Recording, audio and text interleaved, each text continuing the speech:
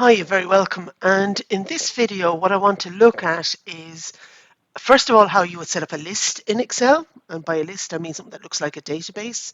So you can see here, right? A couple of points about it. Try and have things, need to have headings at the top. That's very important. Okay. The second thing, try and have things spelled the same way.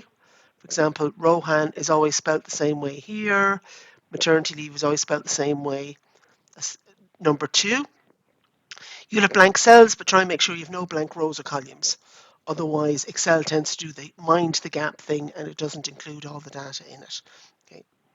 And another top tip, and this really helps you'll see how this works as we go through the video, is basically pick a random line here. And see there, I've just highlighted across, and then I've gone up to home. And then if I just go to here to this, my little tin of paint, click on this one, and I'm just going to make that, let's say, like a nice gold color here. Right, you see I have it done already. And this is just so that to ensure that you maintain the integrity of your data. So when you sort or filter things, you can see how they are later on.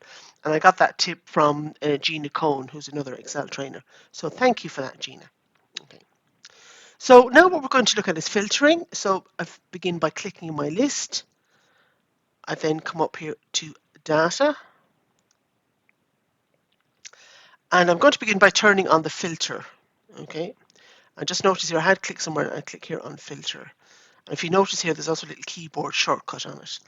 I now know my filter is on because I can see my little grey box beside all these. And try and avoid the thing, which I see people doing, of just selecting a column by itself. Right? Otherwise, Excel might end up just sorting that by itself, and it will make a complete and utter dog's dinner of your data. Okay. So let's say, first of all, I want to filter by one entry. So let's say I just want to see my hobbits.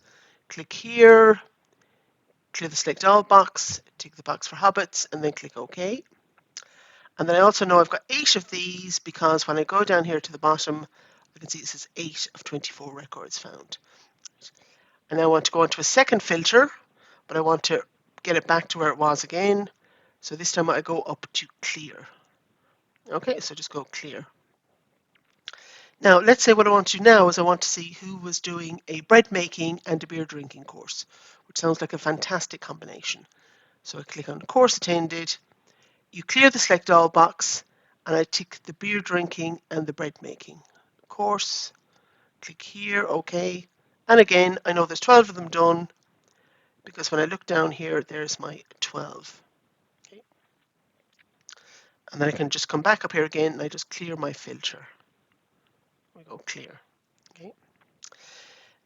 If I want to filter, for example, by dates, okay, go to date of course. And if you notice here, there's 3 years data in here. And you'll see there's a little hierarchy on it. So, for example, if I click up here again, and let's say I just want to see something for 2023, click on the little plus here. Let's say I just want to see August 2023, and then I click OK. And there's just 2 of them. Okay. And then back up here again to clear on that one. Now, just note if I want to look for a specific date, for example, in let's say 2021, I can just go to clear all, go to this one. If I again do another deep dive on this, so I can just say, okay, what happened on the 24th of May? Okay, and there we have it. And then back up here again to clear.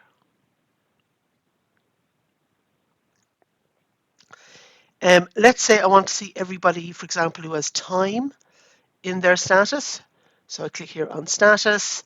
And this time I'm going to go to text filters. All right, so I just go to this one.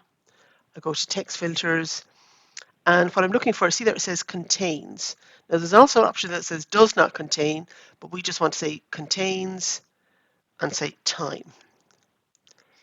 And then click OK. Right. And let's say I wanted to see all of those who had that word in it and wanted to do it, let's say, in May 2023.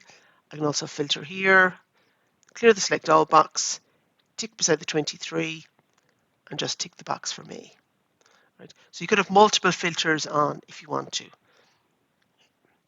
And then I'm going to go to clear. And the last one I want to show you here is, for example, if I want to see everybody who did something, let's say over 40 hours, certified hours, and this time I go to number filters. Don't go to the thing here which I see people do of they go in, clear the numbers and then tick them off. You know, that's buying a dog and barking yourself. Go to number filters and I can say greater than or equal to 40 and that'll work fine. I can clear my filter again and let's say I want to see everything between 20 and 30, so number filters between 20 and 30 and then click OK. And then just come up here again, this just to go clear to remove your filter. So I hope this has been useful and just giving you kind of a good introduction to filtering in Excel. Mind yourself and take care. Bye.